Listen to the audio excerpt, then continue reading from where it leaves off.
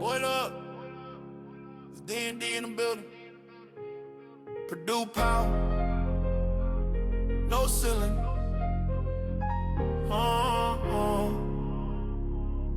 Yeah. Double D back, that's Derek and Dalton. Talking gold blood, Mackie Ben Moulton. Black and gold dreams, banners we folding. Paint crew loud, every rim gets swollen. Stats so clean, you think it's a scheme. History books get Purdue screen. From humble to E-Day, legends on replay. We run through March like it's just another weekday. Double the energy, talking that legacy. Boiler boys cooking, no recipe. Microphone magic, rivalry static. We breaking it down, keep it cinematic. You want the heat, better tune in fast. Welcome back to the Double D Podcast. My name is Derek, and as always, this is my co-host, Dalton. Today, we will be previewing the upcoming huge Big Ten matchup. Purdue goes to Nebraska to play the Cornhuskers on Tuesday. Should be a heck of an, oh my gosh. Like, could you wait a little bit? Like, let me get at least past the introduction of the show so that I can get my feet under me a little bit. Anyway, 7:00 game on Fox Sports 1. It actually gave me just enough time to look up where that game was being played. So thank you for that, Dalton. I think that's a win for me, Blake. If you're listening, I think that's the first time I may have won that battle because it did help me. So Purdue going up against Nebraska. They're 21-2. Obviously 2 losses in the Big Ten, only to Illinois and Michigan recently. So very good basketball team. Like let there be no qualms about it. This is not going to be an easy game. And with what Purdue has looked like recently, if you're anything like me and a bit of a cynic, I expect this to probably not go all that well. That being said, Purdue probably ends up winning this game because I say that. So I'm going to go into this game with two different things. I said at the end of our recap of the Oregon game, I'm going to go into this preview with the idea that Purdue does have a switch they can flip. So that's going to be part of my analysis. And 2, I'm going to assume Purdue's going to get the doors blown off of them because every game I've thought Purdue was going to win, they have looked like shit. So that's going to be my take on this game. Dalton, what are your feelings about this game? What are you looking for? And what do you hope that hopefully Purdue can do? Yeah, my feelings aren't good. I said I was going to try to be better on this. They're not good. I'm looking at Nebraska's schedule and results, and I've watched them play, and they are a nightmare matchup for Purdue. They move the ball well. They can get out and go if they need to. Rienk Mast is going to be a nightmare for us to defend. Frager, I don't know who can guard him on our team. They win the games they're supposed to win by the amounts they're supposed to win them by. They don't play around, and we're playing at a psychopath stadium right now. Yeah. So unless, I don't know, maybe November version of Purdue shows up somehow, it might be a long night for all of us. And feel free to come at me in the comments if you want, but I don't have a lot of faith right now. This team beat Wisconsin at home by 30. I mean, that was early December. Beat Minnesota by 20 at Minnesota. And lost by a collective, 12 points to the 2 best teams in the Big Ten. Yeah, and beat one of those teams another time already this year. Right. And the loss at Michigan ends up 9 points, 8 points. Everyone who watched that game knows Nebraska had that game in the bag with 10 minutes to go. They just completely lost it down the stretch. I'm not sure why. It's not like Chrysler Center's a hard place to play, but that's a road game that they had in the bag against what people consider to be the best team in America. Was that the injury game? Yeah, I believe where it was. Mast was sick and Frager was out. Yes, I mean, it was. There you go. Yeah. Mast wasn't supposed to even play. Frager, actually, I think Mast didn't play. He didn't. Yeah. He had the flu. So they're 2 stretch bigs. That's the whole organization of their offense and how they do things the way they do. Weren't playing, and they still had Michigan in hell with 10 minutes left in this game. So, like you said, very good point. This team does what it's supposed to do against lower level competition and dominates them, and they hang with everybody else and usually beat them. Just looking through their metrics, some really, it's crazy. Their stuff is either bright green, meaning great, or it's deep red, meaning it's horrible. Now, the horrible things are things that you don't really think that this team needs. They're one of the worst offensive rebounding teams in America. Well, why do you think that is? They shoot threes and they get back. Their defense isn't great because they have great defenders. They do. It's great because they run back down the floor. You're never going to catch them off guard. Like, it's just not going to happen. They shoot almost no free throws. Shocker. A team that takes half of their shots or more from three doesn't shoot free throws. Crazy. Those are the two reds on their thing. They also have 51% of their field goal attempts are three-pointers. That's insane. That's crazy. They also assist on 65% of their field goal attempts.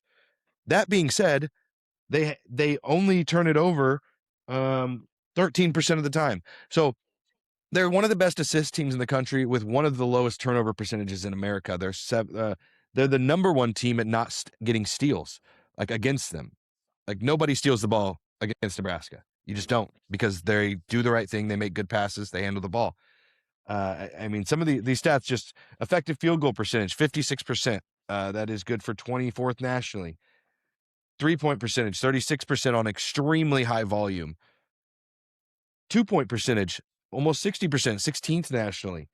Free throw percentage, 77%, 38th nationally. They don't block a lot of shots. They don't care because they force you into shooting threes. So percentage district, this is a funny stat for them because it goes both directions. 41.1% of all of their points come from threes. Okay, that's 12th in the country. 39.9% of their opponents' points come from three, which is 5th. So they make you shoot threes. They just want this to be a shooting contest, and they go, we will beat you in that. And they will beat you in that. Because they shoot 35.7% and their opponents shoot 30.2% from three. Correct. That's how you win games. And people go, oh, that's just a luck thing. No. If you watch Nebraska play basketball, everything they do is to get you on the three-point line and then close out hard. They're coming at you. And guess what? If you try to, like, dribble and go around them, the other four guys, it's the best switch. Like, we talk about how bad in the last thing about how bad Purdue has been at being forced to switch everything and get in these rotations. This is the best rotation and switch defense in the country. They rotate better than any team I've ever seen. It can look like a guy is wide open in the corner. By the time he gets the ball, everyone's back in their spot, and he has nothing. He's shooting a contested corner three. They're in great position to rebound. They are never out of position. It's just a team that is built perfectly to run the system that they are running. What are your, kind of big like statistical thoughts on? I know you're a stats guy, so like, this isn't a team that's played a weak schedule. They got the top 30 strength of schedule here too. So, I mean, what are your thoughts on just statistically what this team presents as? Yeah, there's nothing negative about them. You could, like you said, you can look at their offensive rating or their offensive rebounding, or their free throw rate, but it just speaks to what they do, and they do what they do well. That's why they've lost 2 games the whole season, both to top 10 teams, and with one without their best 2 guys. I mean, statistically, this is a nightmare matchup for Purdue. They're big, they're lengthy, they move the ball well. They're gonna get you in those pick and roll situations, and they're gonna find the open guy. And it literally, to me, is a nightmare matchup for Purdue because they're 6'7", 6'10", 6'7". They play Boyo Funkel, who is also 6'9". They know what they're doing, and honestly, Hoiberg has that guy's name's Buchtengel, by the way. Yeah, sweet. That's how you whatever. pronounce Boyenfunkel is Buchtengel. But if anybody looks at his name, you'll get it. It's not easy. That's not real life, dude. That's made up. You can't just say what sounds your name makes and then write those letters. I don't know where it comes from, but Buchtengel is his name. That's not a stat thing right there. That is a box score. That's on me. That was hand up box score watching. I mean, I was just saying they're huge. And Hoiberg runs the offense. He is the captain of it. He doesn't make dumb mistakes. He can get to the basket, and then he finds somebody who's wide open on three. And the difference between them and Purdue is they hit their open threes. Price Sanford has the quickest trigger in America. He shoots the wildest threes you're ever going to see, too. I don't know. You can't show me on Sideways. camera where it leaves his hand. Yeah. You can't show me the point. It just magically gets in the air and goes in a lot. So, yeah, I'm not excited about this game. If you're still watching, I'm sorry. I'm just being really real right now. It's, on Torvik, on Ken Palm, they both have this as a Nebraska win, and it's over 60% on both. Yeah, which is funny because when the season started, I believe this was a 68% Purdue win. So it just tells you how alternate directions these teams have went. Purdue has went down. Nebraska just continues to go up. Another thing I wanted to mention about their lineups.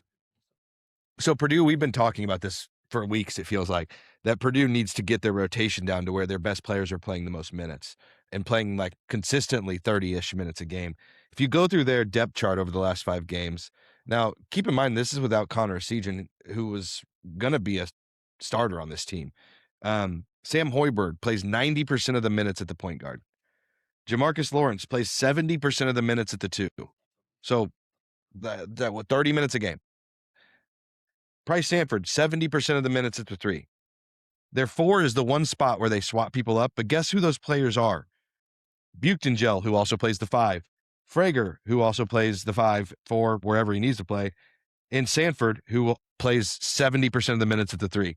So the only guys that are playing the 4 are the guys that play all the other positions. They just hogwash the 4, so those same guys are still playing. It's kind of crazy. And then at the center, Rienk Mast plays 60% of those minutes, with Buchtengel playing the other 30%, 35% or whatever.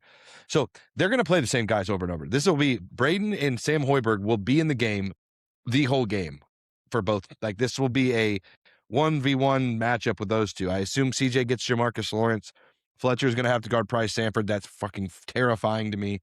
But the only benefit of that is Fletcher's long and tall, like taller than people think he is. So he can at least get a hand in his face. And Sanford's not really a threat to go to the basket very often. So if Fletcher can just guard the 3-point line, I don't think that's terrible. Buchtengel doesn't offer a ton at the 4, but when they have Frager at the 4, I have no idea what we're going to do. Trey can't guard the perimeter like that. And Rienk Mast, obviously, we've seen what teams that have a shooting 5 do to Purdue.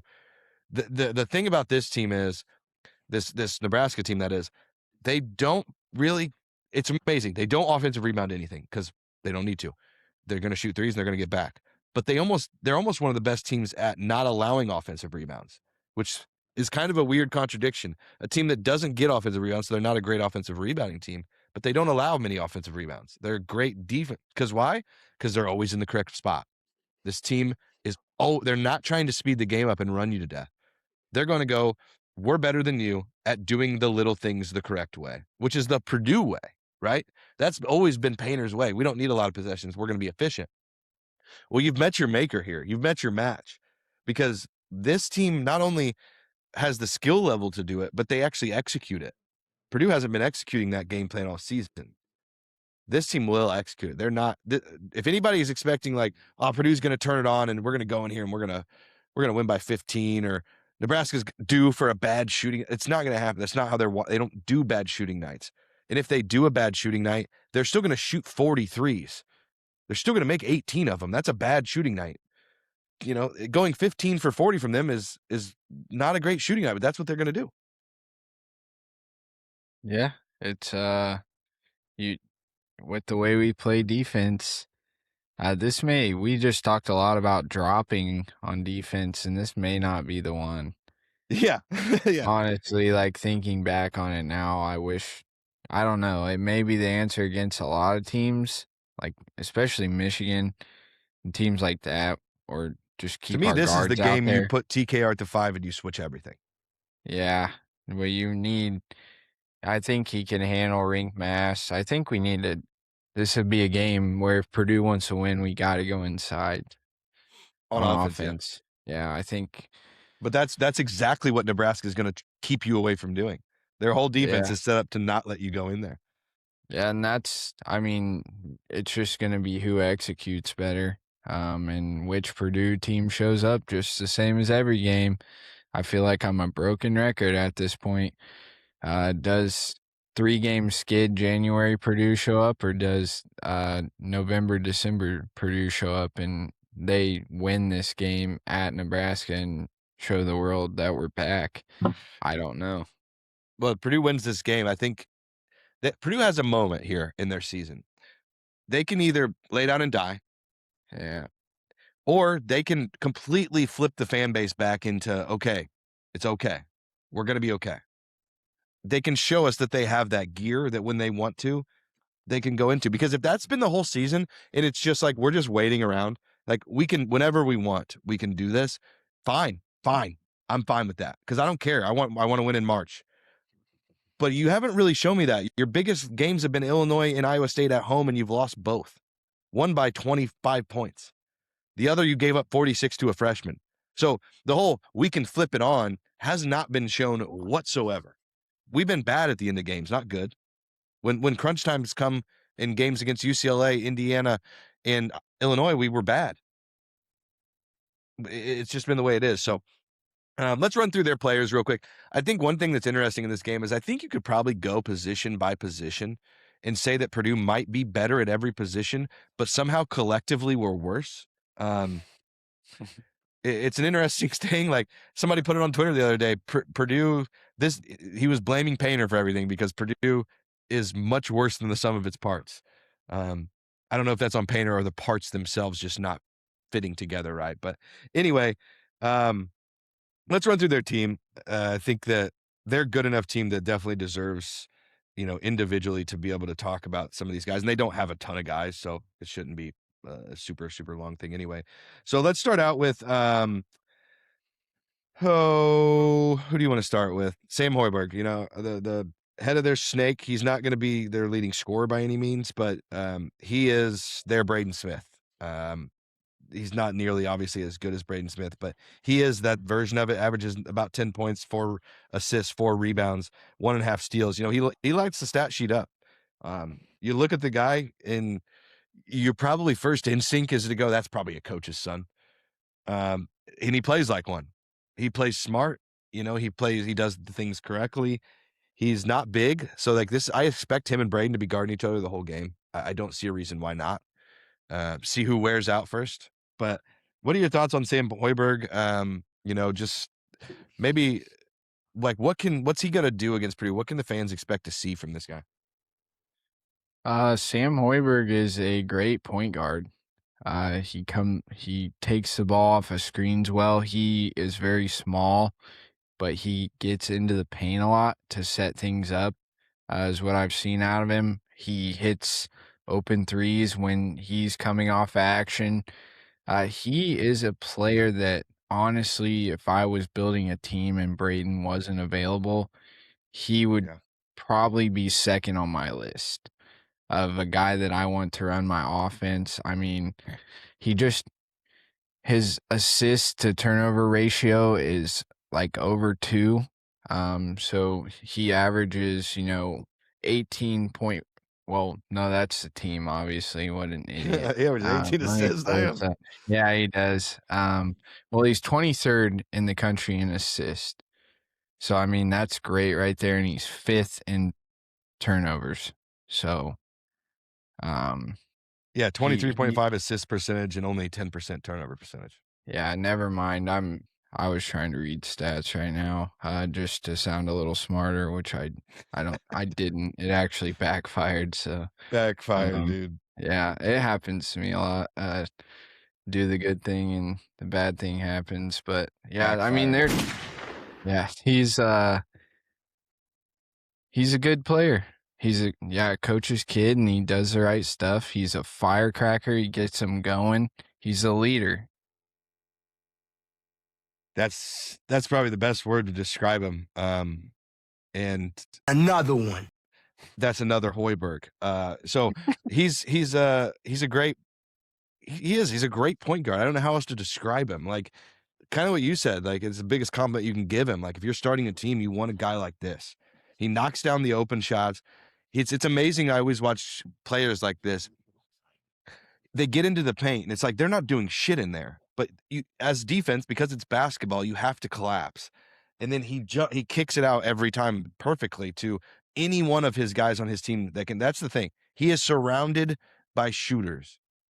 That's what I have been thinking all year is a problem with Purdue playing this too big. You're not surrounding the best point guard in the country with shooters. You're taking two positions away that shoot. That's why they're so much more efficient. Purdue is when Benter is at the 4, because now you have three shooters instead of 2. So yeah, this is about Sam Hoiberg though. He's undersized, but in this game he won't be. That's another advantage Nebraska in my eyes. People might say, well, that's good on Braden. Well, it doesn't matter. I don't know that Hoiberg will guard Braden. They'll probably put Jamarcus Lawrence on Braden. The thing is, it's a huge advantage for them because now you have a guy that's his size guarding him. Normally he's Braden. He's got a 6'3", 6'4" guy on him, and he's got to try to make plays over that. Well, it'll be interesting. This is great point guard on great point guard. He's not a volume shooter, but he is shooting 47% from 3 in conference play, about 1.5 a game. So he's going to shoot about 3 and make probably 1 or 2 of them. So just extremely efficient. And the ones he shoots are going to be wide open. Yeah. Because he's a creator. He's creating them for everybody, but every once in a while, something happens and he gets a wide open and it's going in. That's one thing I've noticed. I've watched a lot of Nebraska this year. I love the way this team plays, and people have heard me say it, and Dalton hates that I say it all the time, but I love the way this team plays basketball. If I was a fan of a team in college right now, I would want it to be Nebraska if I wasn't a Purdue fan. The way they play, their home environment, the way I like their coach. They just play the game the right way. And this is who I thought Purdue was going to be, if I'm being very honest. Other than the shooting big, I thought Purdue would be the team that if you left them open from 3, it was going in every time. And we're the exact opposite.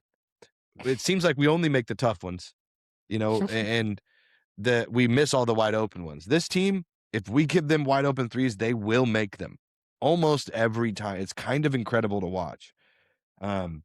Anyway, let's go on to the next guy. Jamarcus Lawrence plays almost all their minutes at the 2 guard. He's a 6'3". He's from Plainfield, New Jersey. He is just a straight up combo guard, very Jakari Harris-esque from what he does to what he's good at. Great shooter. Another guy that shoots, I believe, above 40% from 3. Not crazy high volume, but he's just a good player. He's also a great creator. Almost 25% assist percentage. This is everyone on this team, by the way. We're going to go through this, and it's going to be the same conversation 6 times. But great shooter, does his job, doesn't go outside of his job. What are your thoughts on Jamarcus Lawrence? Anything you noticed about him that could surprise people? You look at him and might think he's the only athlete on the team or something. And for me, it's not that. It's not who he is. He's a CJ Cox with a better passing ability. Yeah, that's what I was going to speak on, is just his ability to find open guys. In conference, almost 4.5 assists, the same as Hoiberg, just below that. He has a bit of a higher turnover rate, but that's also, he's a guy that will handle more, come off, and you'll probably have your best defender on him, guard-wise. I think point guards match up with Hoiberg so well that you're going to put your 2 or 3 guard, whoever's more athletic, on Lawrence. So, he's just another guy that's super efficient. He shoots during conference 38% from 3, about 2 a game. Makes. He shoots about 5 a game, but same story. Just gets the job done, does what he needs to, and doesn't make stupid plays. Plays within the offense. Yeah, Painter talks a lot about, and you hear it a lot of in his post games and stuff, about role definition and about the rules of the team. I would say Nebraska, above all other teams in the country, is the best at role definition and following their team's rules. They don't ever get out of position, and everybody on their team has a purpose. Hoiberg averages 9, 4, or basically 9, 4.5, 4.5. Jamarcus Lawrence averages 10, 3.5, 3.5. They all do everything. Nobody does only okay, we'll get to the next guy, Price Sanford. If you've never watched Nebraska play, just be prepared. You're going to be shocked. Okay. He's 6'7", 210-pound guard, forward, whatever you want to call him. He's everything. Averages 17 a game, but Again, 4.6 rebounds, 2 assists, 1.1 steals. They all do it all. If you're None a of real them are. Purdue fan, you know who Sanford is, dude. Yes, Because he played for Iowa. His brother played for literally Iowa. lit us up. Yes, So dude's nasty. Yeah. Shoots completely sideways sometimes. I mean, it's mind-boggling, some of the shots he puts Right. up. Incredible shooter, great, highly efficient, doesn't turn the ball over, draws fouls. What are you going to say? He can catch and shoot it faster than you even know you might not even know he has the ball yet, and it's already up. Like, it's crazy. Yeah, he 0.7 turnovers in conference per game. For 2 a high fouls. usage guy. He plays clean defense. He's averaging 18.8 in conference. And he shoots about 10 threes a game. He makes about 4 of them, 43% three-point shooter in conference in 34 minutes. And he can get to the bucket. So He's 6'7". I mean, shoots about 4 twos to his 10 threes. And he shoots 63% from 2. Yeah, because most of his twos are going to be on back cuts. I mean, we haven't even talked about what Nebraska does offensively, because so much of it is threes, but they don't get threes just by standing around the 3-point line. Like, they run great stuff, and they run back cuts. Like, this team will back cut the fuck out of you. That's why they shoot so high from 2-point percentage, because all it is layups off back cuts and post ups with their bigs. Like, that's it. Sanford's maybe one of my most liked players in the country to watch. Would have loved if Purdue would have picked him up. Think that would have been great. But we didn't. Nebraska got him instead, and now Nebraska's a top 10 team, and Purdue's hovering around 10 or 11. So, yeah, he's low turnover, high, a guy that has the ball in his hands this much and takes so many tough shots. To be as efficient as he is and not turn it over is crazy. I mean, this would essentially be Carson Edwards shooting 44% from 3 without turning it over. I mean, he shoots that high of a volume. Like, he shoots as much as I wish Fletcher Loyer did. Like, he's going to shoot 10 threes. He's going to be a nightmare matchup for us.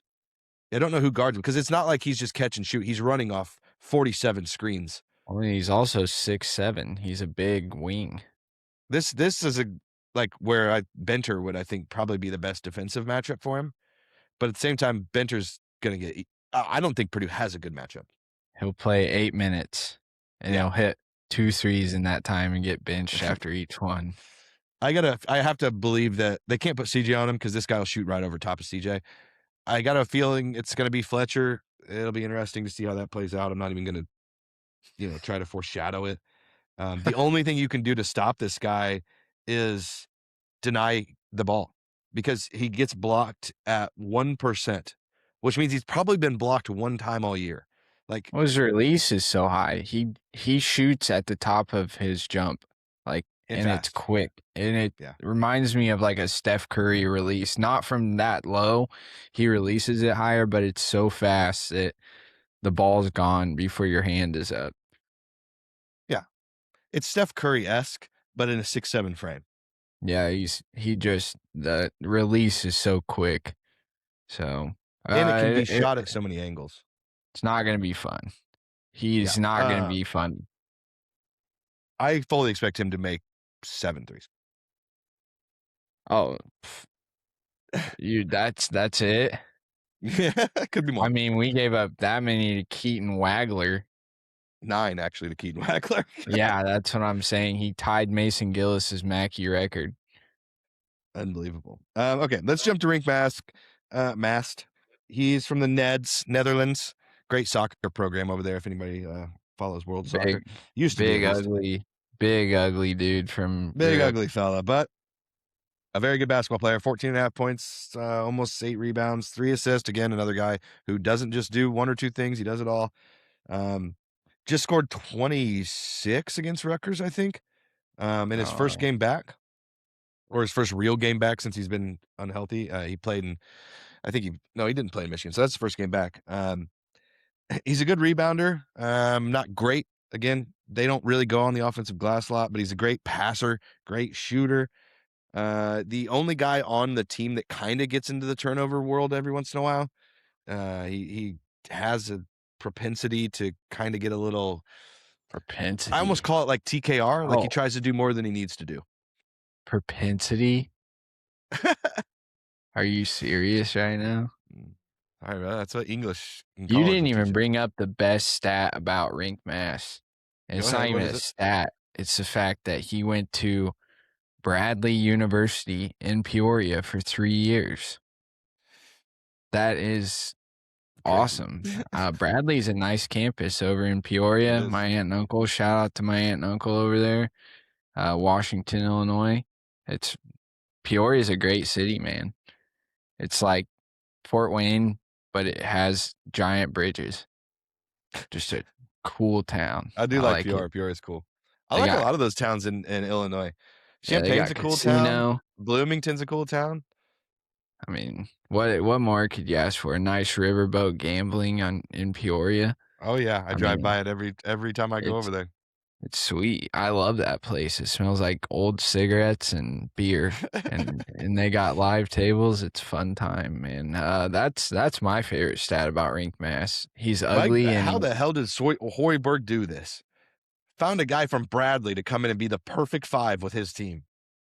I don't know, man. It's just you play who you got. I mean, you go get these guys, and it's like Clough. We know he's good. We went and got him for a reason. Now we don't use him right. Right. Yeah. Like, you play who you got and you fit your system to that. And Hoiberg is doing a master class this year. I can't say that in the past he has, but if you're going to go get a guy, then use him effectively. I mean, this is Mast's second year with Nebraska, so obviously he's got the program down, and him and Hoiberg have some love for each other, but the dude is getting, almost 8 rebounds a game. No, that's not right. 5. My math is terrible today, dude. I quit. I'm done. That's it. Double D's Yeah, is Mast- over. Single D's. Big thing about Mast that everyone needs to know, he's a great shooter too. So another pick and pop 5. He's not going to go down low and score in the post a lot. It's not really his game.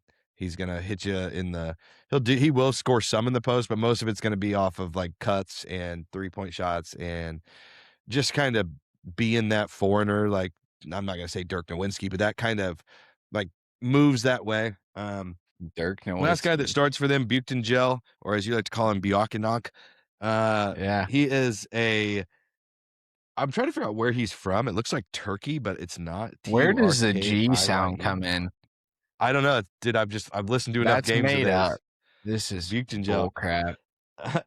Another guy who does a little bit of everything, averages 6 points, 6 rebounds, 8 points, something like that.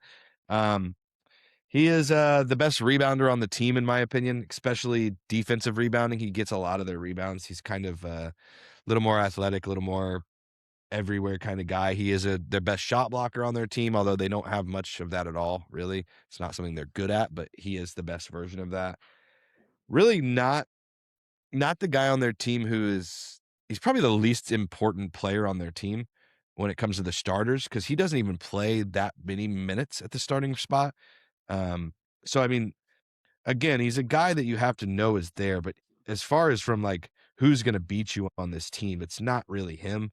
He's going to do the kind of the Mason Gillis style dirty work where he's going to try to get some blocks. He's going to rebound. He's going to play good defense. He's going to hustle his ass off.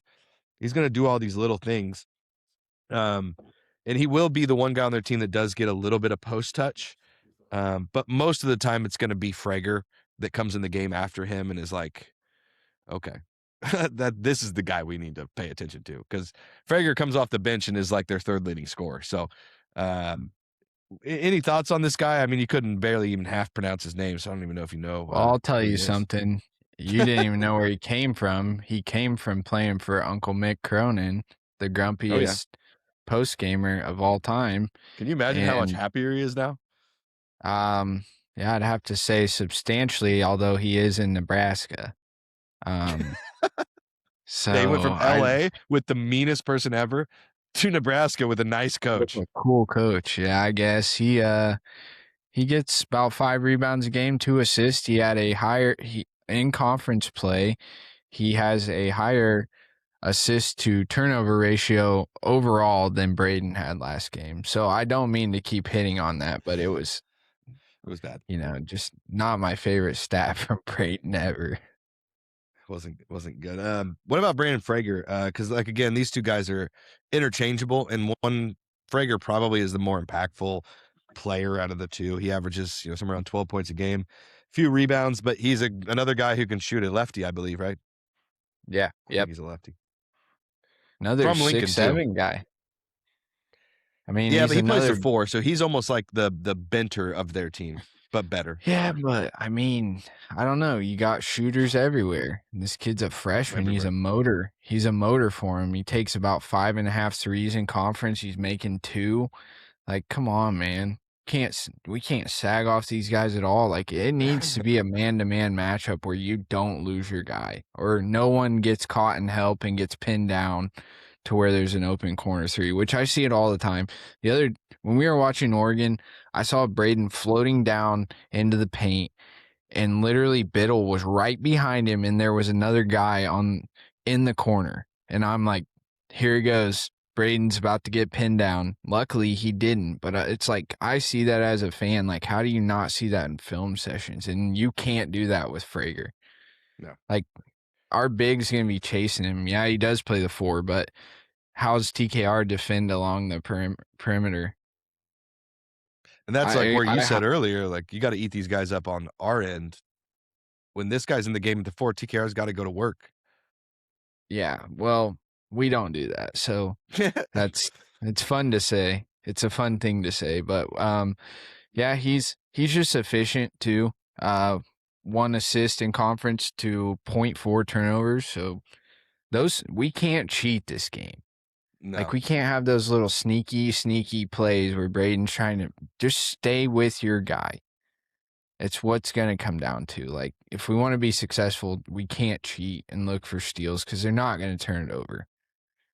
He also shoots 88% from on free throws on a 2 average per game. So, like, they don't get to the line, but they hit them from the line. Correct. So if we do foul them on a 3, which we've been known to do this year, they're going to make their free throws.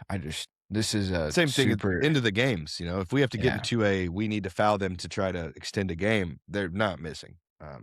It's crazy that Frager only started. Well, why does it say he's only started 1 game? I'm box score reading right now, but then he doesn't start. He doesn't? No, he's 6th man of the year candidate. Okay. He's that guy that comes off the bench and plays 22 minutes, kind of like Gillis used to do. Oh, that's interesting to have a player that good that comes off the bench. I didn't know that. It's because of his size. If he was 6'9", he'd probably play way more. But the Buchton Gel, he is the guy that plays. He starts so they can start with, and he's a better rebounder. So I think that's really, they bring this guy in to be that. Oh shit, this guy just came off the bench and knocked 3 threes in a row in 4 minutes. Switch it up, and you got to be aware in your matchups. You can't lose him in the mix. I mean, I've watched a lot of Nebraska, but like, I must have missed that in the start of the games. So, well, and he was injured there for about 3 games, maybe. You know what? Just people that are still with us, don't listen to anything I say today. I probably won't. He's good. He's good. Don't let him get down on himself, guys. Encourage him. Put some. Let's get a Dalton. We love you in the comments. Let's get that going. All right. Next 2 guys. Only 2 guys left. Really, I wanted to hit on Cole Jacobson. Not related to Daniel in any way, I don't believe, but he is from New England, so there's a chance. He's a 6'4" guard. He's interesting. He backs up. So Jamarcus Lawrence and Price Sanford play all but 30% of the minutes at the 2 and the 3 each, respectively. Cole Jacobson backs up both of them, so he plays all the rest of the minutes at the 2 and 3. So there's only 3 guys that are playing all of those minutes. He plays about 30% of his minutes at the 2, 30% at the 3, or 30% of the minutes, not his minutes. So he's going to play 20-ish minutes a game, give or take. Just a reserve guard. He's kind of a good defender, not a great shooter. He's probably the only guy on their team you can kind of let shoot. But he is efficient. So, like, when it comes to 2-pointers, he's more of the back cuts. But his strength is he's going to come in. He's going to be a pest on defense. He's going to get the ball in the right place. He's not going to make mistakes. kind of like everybody else on their team. He's really just one of the few that's not a huge threat offensively. Yeah, I don't Garcia, have a lot on this guy, Jacobson, so I'll take your word for it. Yep, he's not going to do a ton. He's just going to be a pretty good defender. If he's in the game, I kind of expect him maybe to guard Braden. He's a big body, 6'4", 200-pound guard. And then Jared Garcia, 6'8", wing. He's going to be one of the guys that kind of backs up the minutes at the 4. He doesn't play a ton. He's like a 10 to 15 minute a game guy, but he will get in the game. He will play some minutes at the 4, maybe every once in a while at the 5, but that was more when Frager was out. So I kind of expect his minutes to really fall back off. Don't expect he's to see at a ton of him. 8.2 in conference per game. So yeah, not going to do a ton. And then they do have a random guy I just wanted to bring up because we may see him in this game because of how big Purdue is Leo Curtis. He's a 7'2" freshman. He doesn't almost ever play, but he has played some, and I could see him coming in, like if Jacobson's in, if they really want to like play a little bit of that game. But I expect if Jacobson's in, they're going to just play small and shoot the lights out of it. Dude, I would put Mast on Jacobson because honestly, Mast would probably body him on both ends of the floor. Yeah, so that's Nebraska. Obviously, you could tell that they are an efficient team. You probably could tell that I'm a little bit of a fan of them. Just like what they do, like everything that they really stand for, how they play, how they operate, who they have, and the way that they play basketball. So it'll be an interesting game. Let's run through real quick, who we want to see. Or no, let's do you got keys to the game in this one? I would, man, honestly, it's just you got to pick your poison with them, and I hope the scouting is good. There's not a whole lot of data out there on how to beat them other than to beat Illinois or Michigan. So, I mean, you just kind of got to take what Michigan or Illinois did and do it better. I'm not sure what really went wrong in those games, other than Mast and Young Boy being out, but we're not going to get that. So you got to figure out a way to win. That's the key to the game. Like, figure out what we need to do. So, yeah, I mean, this is a tough one because like your first instinct is like slow them down from 3, but that's not an option. So I guess one key would be to hit our open shots. Like you have to. We can't go 5 for 18 against them and win the game. We just can't. I don't care how much we put it inside. It's not going to work. This needs to be a 40% or better shooting night at worst. So if we go 8 for 20, we probably have a chance. If we go 12 for 30, we probably have a chance. But if we do the 5 for 15 thing, it's not going to work. We got to attack inside when the opportunity is there. They don't, again, their defense is set to stop the inside stuff. But if there has been times where Mast and some of these guys have gotten in foul trouble when teams repeatedly just pound it inside. Purdue has not proven they will do that. They haven't done that all year. But this is a game where you have an advantage from the inside size standpoint that you should be able to do it, and you should be able to rebound against this team. They don't offensive rebounds, so they're not going to be even crashing. Like if they're getting offensive rebounds, it's basically either a ridiculously crazy bounce or a lack of effort. Like there's really no other way around it. Well, we've been known to have a lack of effort here and there, so yeah. Well, that's facts. It's funny too because like every once in a while I'll ask ChatGPT some questions about like what should Purdue do in this game, and it said to pull their bigs out, and I laughed out loud to myself. What are we gonna do to pull their bigs out? Like the only option would be to play TKR at the 5. Well, that's not going to happen for one. Second off, we haven't hit shots, so like, how are we pulling anybody out? Let DJ shoot 5 threes. Yeah. Defensively, I think we just need to. You're not going to stop them from shooting threes; it's impossible. But you can contest them, and you have to deny Sanford just getting the ball. If he gets it, it's over for you. And this is another funny one when I ask about this game because there's another key that ChatGPT said was forced turnovers. Okay, this team doesn't turn the ball over. Like, and Purdue doesn't force turnovers. Like, sometimes ChatGPT can really let you down if you try to utilize them too much and you don't actually watch the basketball. It's probably pulling data from like 5 years ago, dude. It tried to tell me that Zach Edey was really tearing it up this year. So. Oh, yeah. Yeah, it's a good resource to use. versus like trying to go individually find all of the data that you need to do a preview or recap. But you've got to, like, if you just, I've seen previews or recaps that blindly are reading through this, and I'm like, oh God, like you didn't even notice what you just said. Call them it makes out. no sense. Call their podcast out. Say their name. It's funny, but yeah, keys to this game, like just from a me personally standpoint, like if I'm not using any sort of data or analytics or anything to even look at it, and I just want to say this is what I think we have to do. We've got to shoot the ball well, and we've got to dominate the glass. Absolutely dominate the glass. Like the only way we're winning the possession battle is that we're not going to force turnovers. We've been turning it over, and they will get you because they're smart. We got to dominate the glass. This has to be a 10+ advantage on the boards.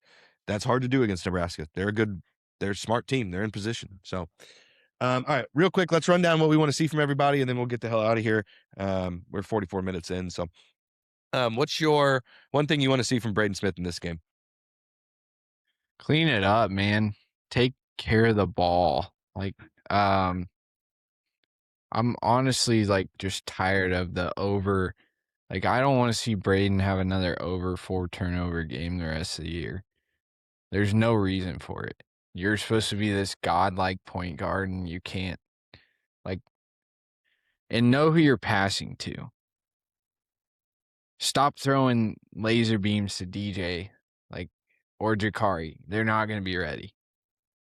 Like, know your personnel. Yeah. That's part of being a great point guard. Correct. Yeah. Tough to really go anywhere else but that. My thing, I guess, would be to disrupt Hoiberg, maybe. If you are defending him, obviously my number one answer would be to protect the fucking basketball. Sorry about my language, but it's making me mad. Like, he's turning it over at a rate he did as a freshman, and at least in the last few games, like 10 games, to protect the ball, but disrupt him, disrupt Frager, and be aggressive from the 3-point line. They're going to give it to you. Nebraska wants you to shoot threes. So Braden, if I'm picking people on this team to shoot threes, it's you, it's Fletcher, it's Benter, and it's Cox. I don't really care to see anybody else shoot one. But if you each shoot 10, I think we're going to be okay. If we shoot 43s and it's 10 from every one of those guys, I think Purdue wins the game. It's crazy. You know what? Let's lose by the 3. Yeah. If you're going to lose, go balls deep. Yeah, shoot 40. Shoot 40. We're the number 1 percentage 3-point shooting team in the Big Ten somehow. I don't understand it, but we are. Why can't we just go, okay, this team wants to have a 3-point shooting contest. Let's go, baby. Let's see who does it. TKR, you're going to play the 5. You get every freaking rebound that there is. We're going to go out here with Benter, Loyer, CJ, and Braden, and we're going to outshoot them. That simple. I'd love it. I'd love to see that. I'd love us to shoot 43s and see what happens. Yeah. I bet if we shoot 43s, we make 18 to 22. But if we shoot 23s, we make them. Yeah, I don't either.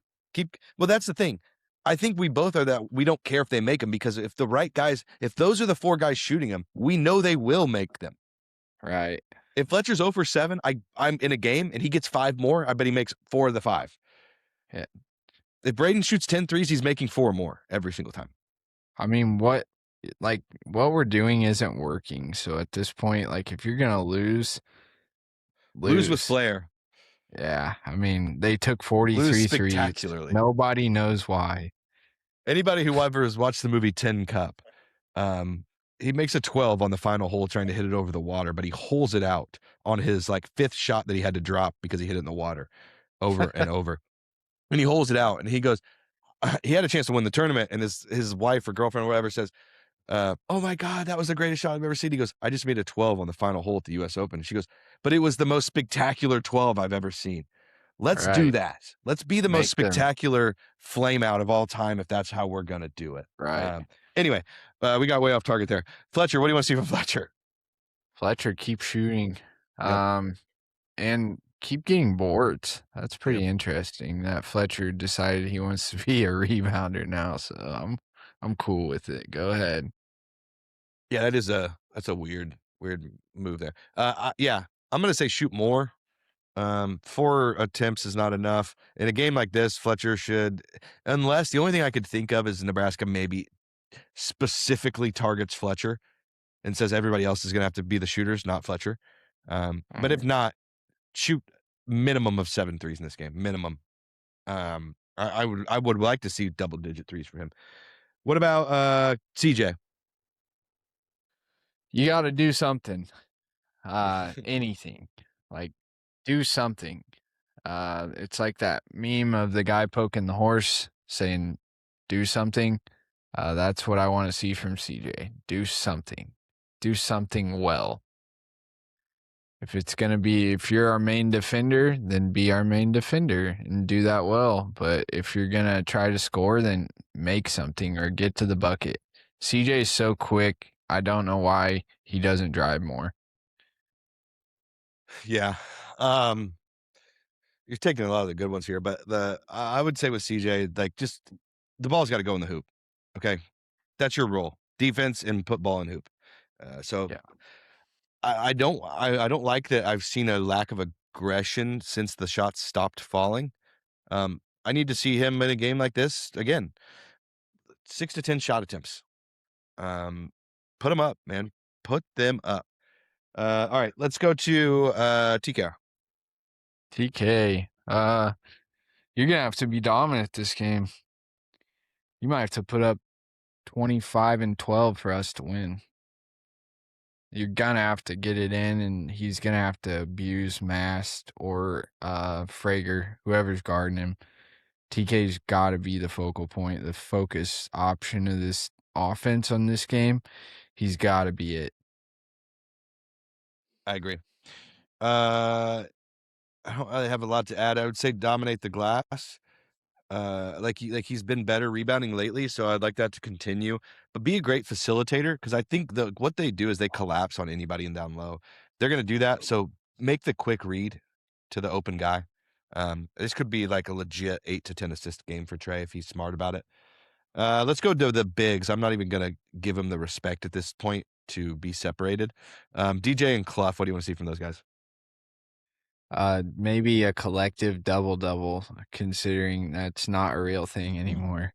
I'm not even going to go with a straight-up Clough double. I just want both of you to collectively please put up a double-double. Yeah, I'm going to say combined 30 minutes or less, because that means TKR has to play the 5. Yeah. But no shit. I want to see TKR at the 5 in this game. I would say from those two, I just don't know where they fit in this game at all. Like, Right. we don't need interior defense because they don't do that.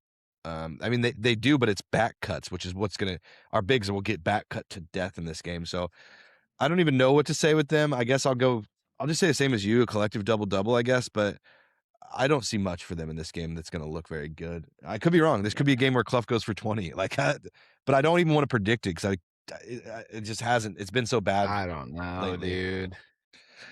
Yeah. I'm going to lump the last 3 together too for the sake of time. Benter, Jakari, and Omer. Is there anything specific from any of these guys that you want to see in this game? I think it's a game where Benter could be useful defensively. They got some size on the wings, so don't have a lot of expectations for Omer or Jakari. Benter, I think, could be useful if we need some threes, but he'll probably get pulled out as soon as he hits one. So dude, my faith levels are in the toilet. They're flushing right now. You don't They're say. circling. They're circling the toilet. Yeah. But those 3 guys, I mean, if you want my honest opinion, I hope they don't play a lot other than Benter, because I do want TK. I do want TK at the 5, which means Benter has to play, but I think Benter could be huge in this game. I don't think Omer and Jakari offer a whole lot. They're not good enough wide open 3 shooters. Maybe Omer, but I don't want Omer bringing the ball up. Like, I don't like when Omer brings the ball up. It slows everything down. It's like he just wants to dribble until there's 10 seconds left because he knows that's when I get to shoot. He just really stands up there with his back. He puts his back to him, and then he goes 10 seconds, and then he waves guys off, and now it's go time. Yeah, it's Omer bucket time. Yeah, he does the wave, and he's like, it's me time. We got under 10. I don't like that. I want him to play off ball and be a jump shooter. That's what I want. I never noticed that. It's so true. It's every time, dude. He stands out there until it's under 10 because he knows that's his role. If it's under 10, Right. he gets to go. So Yeah. I want to see like honest to God, I want to see 30 minutes from outside of Oscar. I want to see 28 plus minutes for CJ, Braden, Fletcher, and TK. I want to see 20 minutes from Benter, and I don't care about anything else. Like, that's who I want in this game. Because if they're not in this game, we will not win this game. Like, Yeah. we just won't. You see their lineups about 7 people. Yeah.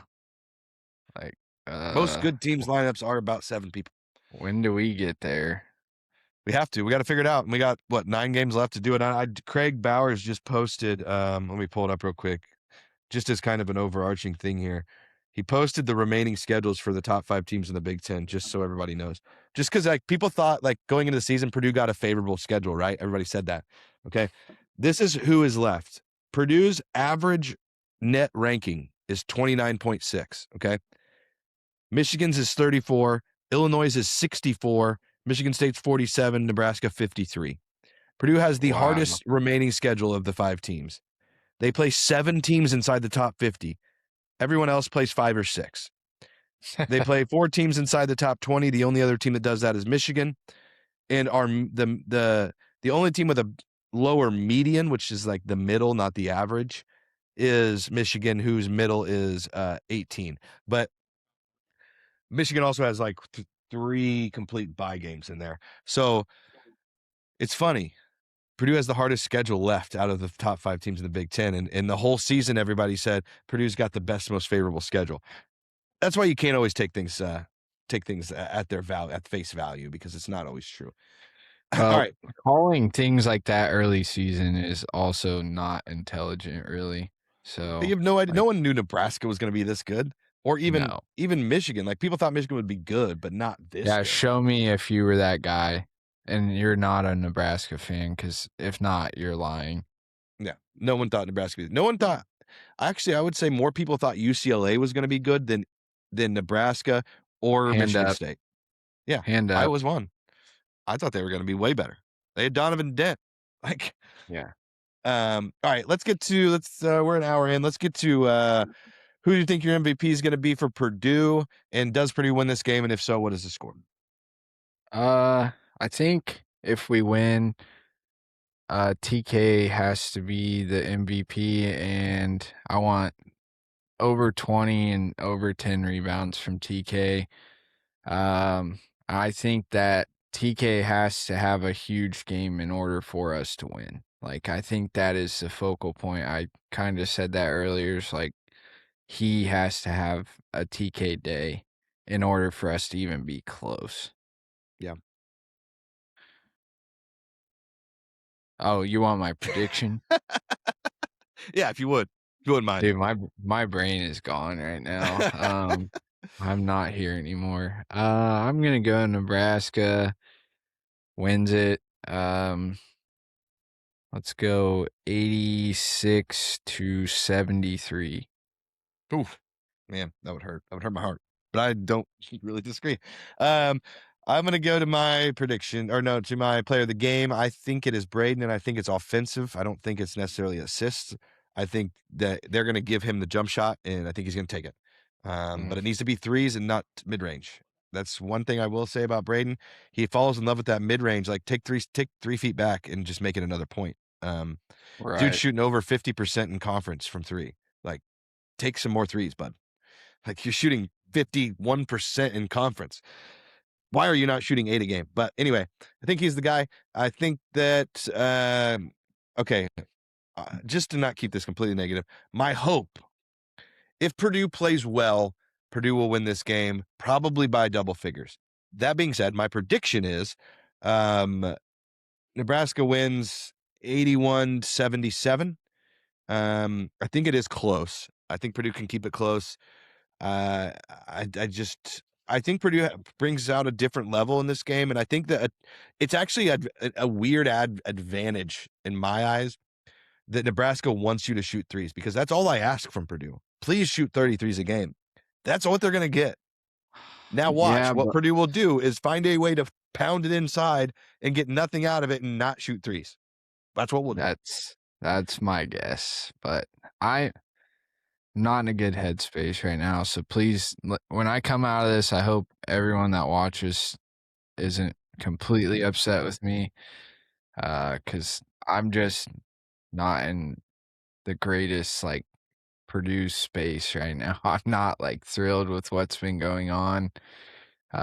You expect 3 seniors to come out and lead their team, and I just think they were talked about way too much. Head's too big, underperforming. Yeah, that's where I'm at. I just prove it. They haven't. All 3 of them have not had a collective good game since non-con. So Yeah, I mean, and just to be fair, like this is the first game either one of us have picked Purdue to lose, and we both are picking Purdue to lose. So, like, I know you're kind of blaming yourself here of being like sour grapes, but I don't think you're alone at all. I think the whole yeah, fan base. I would guess if you polled Purdue fans and they were being honest with like blind poll, so no one knew what they were saying, and you just did Purdue media. I think if you did Purdue media, 80% would say they think Nebraska's winning this game. If you did regular ass Purdue fans, even the crazy Twitter ones who think Purdue's like boiler burner, if you just did all of them, I think that you would be 70% think Purdue's going to lose. Like no one's confident right now. And it's not because like we don't love Purdue and we don't think that Purdue's a good team if they wanted to be. It's just that nothing evidentially, is that a word? What's from evidence? evidentially, hell yeah. Nothing that we have seen with our eyeballs tell us this team is going to win this game. If Evidentially, evidentially bro. is a word, someone needs to send me like Oh my, something cool because that's a great poll if it is. that's hilarious. But yeah, I'm not super confident. I will be happily surprised if Purdue wins this game, and it will. I'll say this: recently, Purdue has flipped the script for me on what I expect out of this season. I still think if they don't make a Final Four, it's a complete failure of a season at this point. I don't have any faith they're going to where they're at currently. I don't think like to be in a Final Four, you have to either beat a 1 seed or a complete upset 4 or 5 seed. You have to also beat a 2 or 3 seed if you are a 2 or 3 seed. You have to also beat a good 6 seed or a 7 seed. You have to beat an 11 seed who's probably like a Clemson. I'm just throwing names out there, but like you're going to have to beat a lot of really good teams that I don't think Purdue can beat. Not the way they're playing. And that's not to be said that we don't have a month. We have 9 games left to figure this out. And they're tough games. So you're going to have to either figure them out or you're going to fall. I said it on Twitter. Purdue can win all 5 of these games and be a 1 seed. Purdue can lose all 5 of these games and fall completely out of the rankings and be a 7 seed. And neither one would really surprise me at this point. Like, Yeah. That's where I'm at. The volatility with this program is out of this world. I have no idea what to expect game to game. And that's the exact opposite of what I expected when the season started. So we'll see. It's crazy to be where we are, right now, and just I don't know, have this amount of little faith at 19-4, man. It's like I don't know. You just like the 3-game skid did it, man. That was what it was. It's like just to be able to lose 3 in a row as a team that starts 4 seniors, to allow that as 4 seniors, just and the way it concluded of leadership for me.